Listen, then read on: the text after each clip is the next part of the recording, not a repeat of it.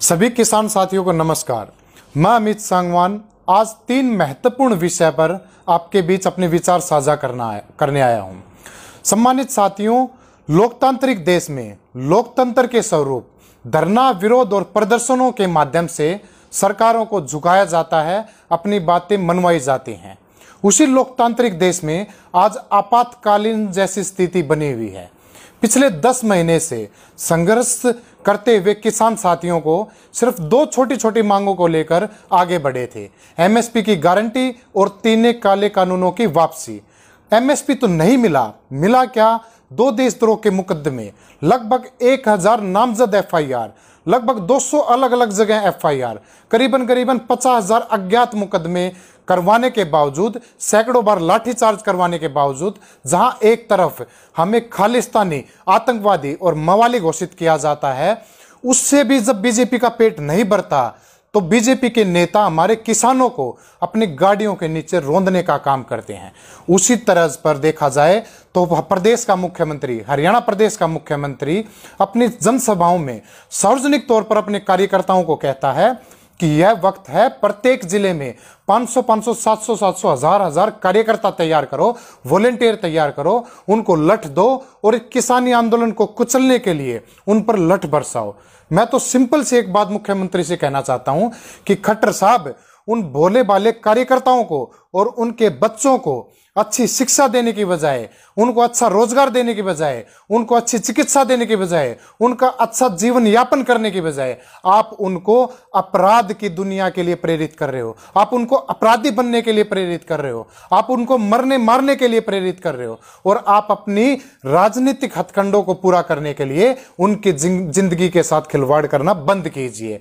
मैं समझता हूं कि वाकई आपको इस किसान आंदोलन से दिक्कत है तो आप स्वयं आइए, आप अपने सांसदों को भेजिए, आप अपने विधायकों को भेजिए, आप अपने मंत्रियों को भेजिए। उन भोले भाले कार्यकर्ताओं को जिनकी रोजमर्रा की जिंदगी शायद सामान्य सी हो, उनको मरने या मारने या अपराधी बनाने के लिए बंद कीजिए। मैं तो माननीय राज्यपाल से ऐसी अपेक्षा करता हूं कि मुख्यमंत्री की इस भाषा शैली के खिलाफ, दंगा भड़काने के खिलाफ आईपीसी की धारा 146 व आईपीसी की धारा 506 के तहत व साइबर आतंकवाद फैलाने के इंफॉर्मेशन टेक्नोलॉजी एक्ट 2000 का सेक्शन 66F के तहत इन पर आपराधिक मामला दर्ज किया जाए। वहीं दूसरी तरफ 2 अक्टूबर को पूरे भारत में गांधी जयंती बनाई गई थी और पूरे विश्व ने अहिंसात्मक दिवस बनाया गया था। लेकिन नाथूराम गोडसे को मानने वाले बीजेपी के नेताओं ने उसके ही अगले रोज 3 अक्टूबर को उत्तर प्रदेश में अराजकता फैलाने का काम किया था, हिंसा फैलाने का काम किया था। साथियों, 3 अक्टूबर का दिन इस देश के लिए, इस देश के लोकतंत्र के लिए, इस देश के संविधान के लिए और इस आंदोलन के लिए काला दिन था। क्योंकि 3 अक्टूबर के दिन किसी पुलिस की लाठियों के या प्रशासन की गोलियों से किसानों की शहादतें नहीं हुई, बल्कि इन नेताओं की गाड़ियों के नीचे इन किसानों को कुचला गया था, इन किसानों को रौंदा गया था, हमारे किसानों की हत्या की गई थी। और मैं तो ये बात जिम्मेदारी के साथ कहना चाहता हूं कि इसके पीछे जिम्मेदार देश का केंद्रीय गृह राज्य मंत्री मिश्र और उसका बेटा मोनू मिश्र के गाड़ियों के काफिले के नीचे, जो कि आपने वीडियो देखी, पूरे देश ने वीडियो देखी, जिस तरीके से शांतिपूर्वक धरना विरोध प्रदर्शन कर रहे हुए हमारे किसान साथियों को पीछे से गाड़ी के काफिलों ने बुरी तरह से बर्बरतापूर्वक कुचला गया है। मैं समझता हूं कि केंद्रीय गृह मंत्री ने जिस तरीके से 25 सितंबर को एक सार्वजनिक तौर पर जनसभा में सार्वजनिक तौर पर यह कहा था कि आप मेरा इतिहास जान लीजिए, मुझे 2 मिनट नहीं लगेंगी आपको बर्बाद करने में। तो हम तो सिर्फ इतना ही कहना चाहते हैं कि केंद्रीय गृह मंत्री जी, हम आपका इतिहास भी जानते हैं। आप जिस तरीके से तस्कर थे, जिस तरीके से गुंडे थे, हम आपका भी इतिहास जानते हैं। हम देश के गृह मंत्री अमित शाह का भी इतिहास जानते हैं। हम नरेंद्र मोदी जी का भी इतिहास जानते हैं, किस तरीके से 2002 में गुजरात में इन्होंने कारनामे किए थे। हम आपके सांसद प्रज्ञा ठाकुर का भी इतिहास जानते हैं। हम आपके विधायक कुलदीप सेंगर का भी इतिहास जानते हैं। हम चिन्मयानंद का भी इतिहास जानते हैं। और ये पूरा देश इस बात को भी जानता है कि फिलहाल देश में बीजेपी राज नहीं चल रहा, फिलहाल देश में कुछ चंद गुंडे इस देश को चलाने का काम कर रहे हैं। मैं तो साथियों इस बात का अनुरोध करता हूं कि यह वक्त है इस देश को बचाने का। करनाल की जो हत्या हुई थी वो प्रशासनिक हत्या थी, लेकिन लखीमपुर में जो अराजकता फैलाई है, लखीमपुर में जो किसानों को मारा गया है, वो शासनीय हत्या है और इस शासनीय हत्या पर आपको आवाज उठानी चाहिए। उसी तर्ज पर हाल ही में उच्चतम न्यायालय ने सोमवार को कुछ ऑब्जर्वेशन दी हैं। उन ऑब्जर्वेशन में मैं 3 पॉइंट आपके बीच साझा करना चाहूंगा जो कि बहुत ही महत्वपूर्ण है। उन 3 पॉइंटों में सबसे पहला पॉइंट वह महत्वपूर्ण इसलिए है कि जो याचिका करता है वो किसान महापंचायत नाम से याचिका करता है। उसका पहली बात तो स्पष्ट तौर पर यह बता दें, उसका संयुक्त किसान मोर्चे के साथ कोई संबंध नहीं है। तो जितनी भी माननीय उच्चतम न्यायालय ने जितनी भी ऑब्जर्वेशंस दी हैं वो उस किसान महापंचायत को दी हैं, संयुक्त किसान मोर्चे के साथ उनका कोई संबंध नहीं है।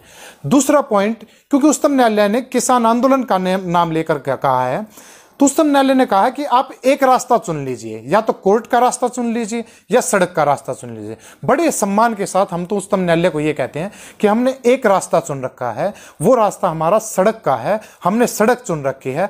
हमारी लड़ाई सड़क से लेकर संसद तक की है। हम चाहते हैं जिस तरीके से संसद में काले कानून पास किए गए वैसे संसद से ये कानून रिपील हो और संसद से हमें एमएसपी मिले। तीसरा पॉइंट जो कि महत्वपूर्ण है, न्यायालय ने कहा कि आंदोलन किस बात का, ये कानून तो फिलहाल है ही नहीं। तो हम तो बड़े ही सम्मान के साथ न्यायालय को यह बताना चाहते हैं, यह हमारा तर्क ये है कि ये कानून है, इन कानूनों पर मात्र स्टे लगा हुआ है जो कि कभी भी यह सरकार रद्दी की टोकरी में फेंक सकती है और इनको लागू कर सकती है। तो ये ऑब्जर्वेशन है जिस पर संयुक्त किसान मोर्चे का ये पक्ष है।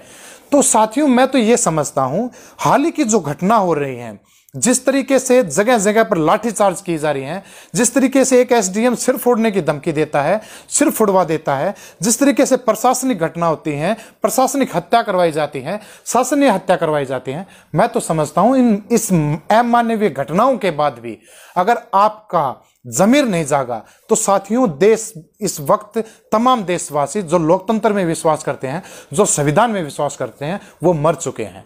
क्योंकि सरदार भगत सिंह की मैं बात कहना चाहूंगा। सरदार भगत सिंह कहते हैं कि इंकलाब के जुल्म के खिलाफ आवाज उठाना इंकलाब की ओर बढ़ा हुआ पहला कदम है। साथियों, इस वक्त मैं समझता हूं 26 जनवरी तक यह आंदोलन किसान आंदोलन था, परंतु वर्तमान परिस्थिति में यह आंदोलन देश को बचाने का आंदोलन बन चुका है, संविधान को बचाने का आंदोलन बन चुका है, इस देश के लोकतंत्र को बचाने का आंदोलन बन चुका है। और जो लोग इस बात को कहते हैं कि हमारा इतिहास नहीं जानते, मैं तो उनको सिंपल सी एक बात अंत में यह कहना चाहूंगा कि आप किसानों और मजदूरों का इतिहास जान लीजिए। जितनी भी विश्व में क्रांतियां हुई हैं, जितने भी विश्व में इंकलाब आए हैं, वो किसानों और मजदूरों के माध्यम से आए हैं। तमाम साथियों से, तमाम देशवासियों से सिर्फ इसी बात का अनुरोध है कि आप देश के लोकतंत्र को बचा लीजिए, आप देश के संविधान को बचा लीजिए, आप देश को बचा लीजिए। किसान और कृषि और खेत अपने आप बच जाएंगे। देश को बचाने की मुहिम आप शुरुआत कीजिए। बहुत बहुत धन्यवाद।